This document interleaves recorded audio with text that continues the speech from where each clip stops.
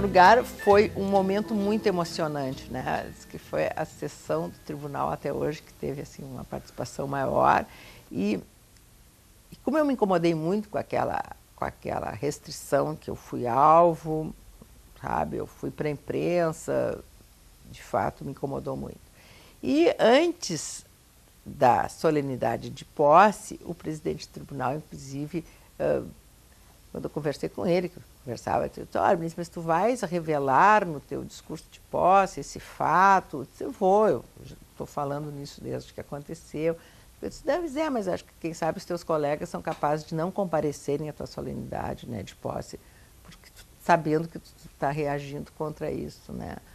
Olha, eu te disse, olha, para mim até seria algo interessante, né? Eu perguntei para ele assim, mas o senhor vai estar lá? Ele disse, não, eu vou estar, bom, quem vai me dar posse é o senhor, se não tiver nenhum desembargador, as cadeiras todas vazias, para mim até teriam significado, mas no fundo eles estavam lá e eu disse para o presidente, né, eu disse assim, olha, e o tribunal vai receber como alguém deve receber uma mulher, o tribunal vai me receber em pé.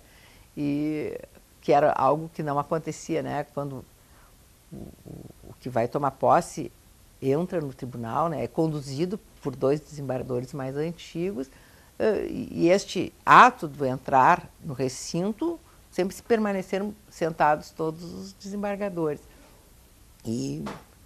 Mas quando eu entrei, né, que eu, afinal de contas era uma mulher, a plateia que estava lá, a plateia levantou, né, aplaudindo, e eles se viram na contingência de também de terem que levantar e aplaudir. E eu entrei como eu queria, né? Entrei como eu acho que deve, não por mim ou por ser mulher, mas é assim que se recebe uma pessoa, né? Quando entra na casa da gente, a gente recebe a pessoa em pé.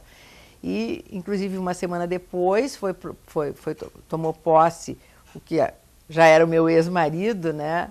O pai dos meus filhos, como desembargador, e eu já estava, então, sentada no tribunal como desembargadora. Quando ele ingressou na sala, eu fui a primeira a me levantar e começar a bater palma, né? E os outros colegas também acabaram levantando, e agora se transformou numa praxe. Durante muito tempo fui eu que tive assim, ó, ser a primeira a levantar, para dizer assim, olha a nossa atitude, mas agora não, agora já esse hábito ficou incorporado, que eu até acho um hábito bem bonito, e algo que eu consegui até em outros estados implantar esta modalidade, né? De que eu disse, olha, porque é um ato solene, mas ele também é um ato festivo, que acho que a gente tem que demonstrar o significado para quem é recebido. Esses e tantos outros, né? Mas eu acho que na vida tem significado isso, né? Até, bom, com a minha aposentadoria, procurei também continuar quebrando alguns tabus, né?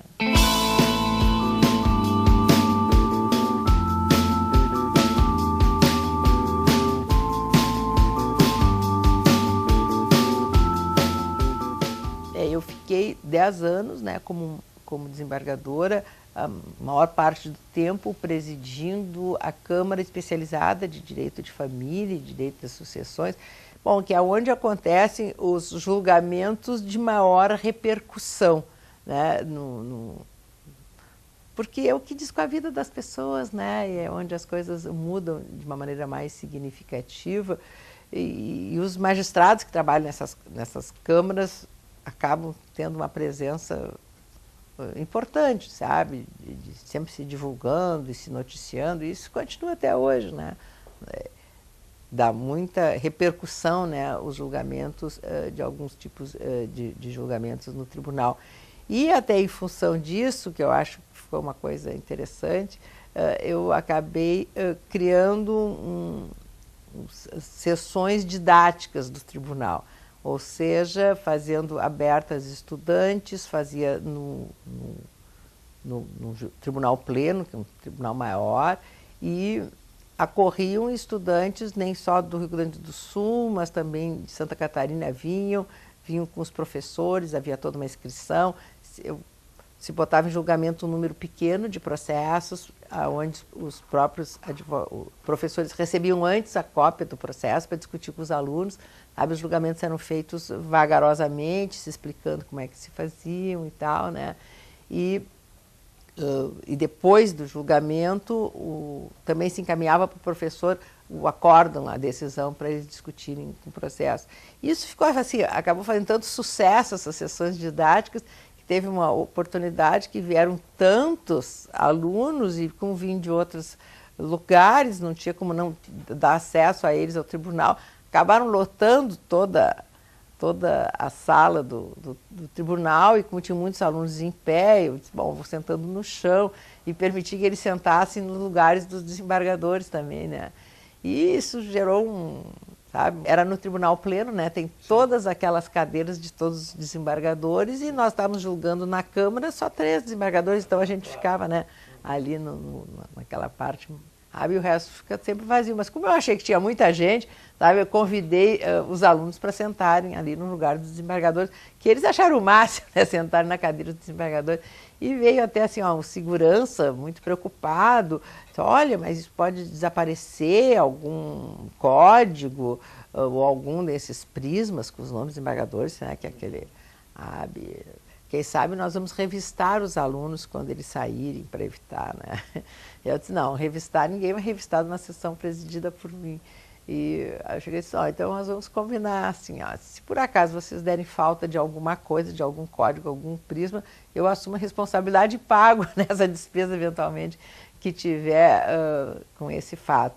Mas a partir daí, então, eles restringiram essas minhas sessões didáticas, né, a um número restrito de pessoas que jamais poderiam ultrapassar o número de cadeiras, tá? Mas tirou um pouco daquele impacto que era muito significativo, né? Aquele tribunal cheio, que acho que assim, é um pouco até motivacional, né? Essa gurizada que estuda direito, que não tem como ter acesso de vir ao tribunal. As faculdades, inclusive, elas disponibilizavam condução para os alunos, e os professores perguntavam como é que eles têm que vir. Não, os meninos têm que vir de gravata, porque no tribunal tem que entrar, sabe, até para eles terem aquele significado desse sentido, né?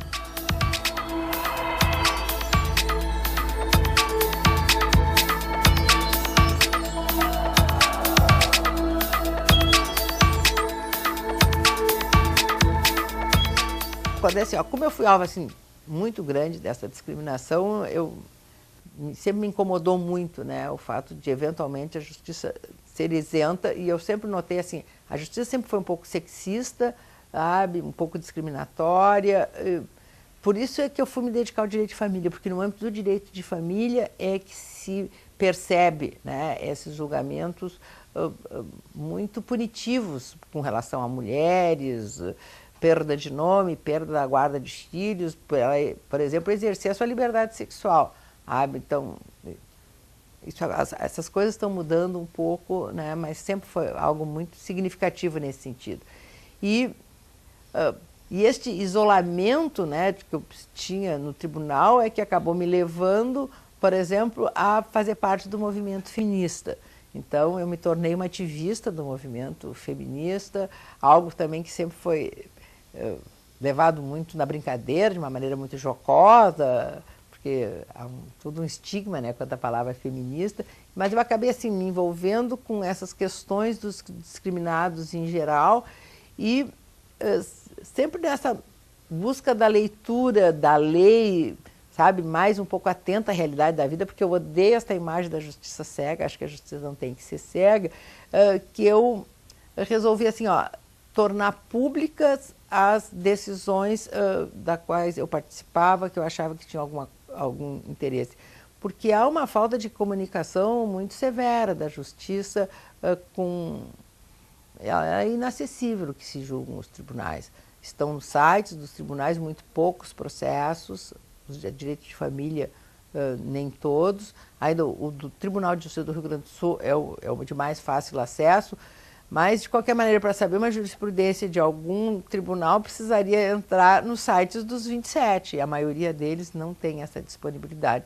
Então, eu acho que eu fui a primeira magistrada deste país, é o que eu sempre ouvi dizer, né, que coloquei na internet até um site pessoal, onde eu disponibilizava todos os julgamentos com algum tipo de significado, buscando mudar um pouco, né, essa jurisprudência de vez em quando muito arraigada. E eu acho que isso foi importante porque isso deu um influxo e uma visibilidade maior às questões da justiça julgadas no Rio Grande do Sul, que tem uma imagem nacional, de uma justiça de vanguarda, de independência, de posições inovadoras. Acho isso importante. Muito se deve, bom, às características do gaúcho, mas também ao fato de nós termos câmaras especializadas no Tribunal de Justiça. Então, de fato, a Justiça do Rio Grande, eu acho que ela dá para usar até o refrão do hino do Rio Grande, né? Sirvam nossas façanhas de modelo a toda a terra. Acho que a Justiça do Rio Grande do Sul é um exemplo de justiça para o país.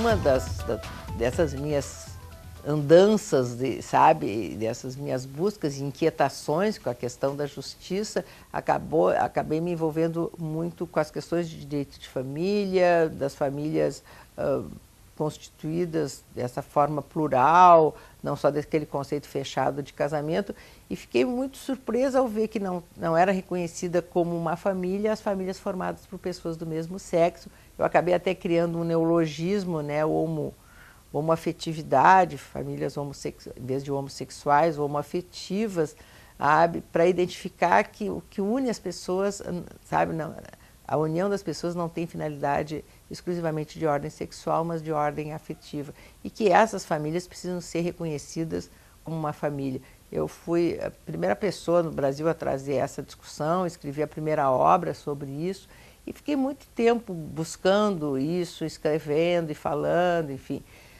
E o que me surpreendeu muito era o número muito baixo de processos no âmbito do Poder Judiciário com relação a essas questões. E como nós temos um legislador muito medroso, muito preconceituoso, e não há possibilidade desse tema avançar no âmbito do Poder Legislativo, sempre ficou disse, olha, os avanços têm que ser no âmbito do Poder Judiciário. Mas para isso precisa ter ações. Então, um dos motivos que me levou à aposentadoria foi, sabe, achar que havia um número muito pequeno de processos. Então, eu acabei me aposentando, acabei abrindo um escritório de advocacia especializado com aquilo que eu sei fazer, né, com o que eu sempre trabalhei, direito de família, ou direito das famílias, como eu prefiro chamar, né, família é um conceito plural, direito das sucessões, tenho obras a respeito, e também coloquei direito homoafetivo, porque eu acho que as pessoas têm que saber em que portas bater, principalmente os homossexuais, que têm as portas fechadas de todos, né?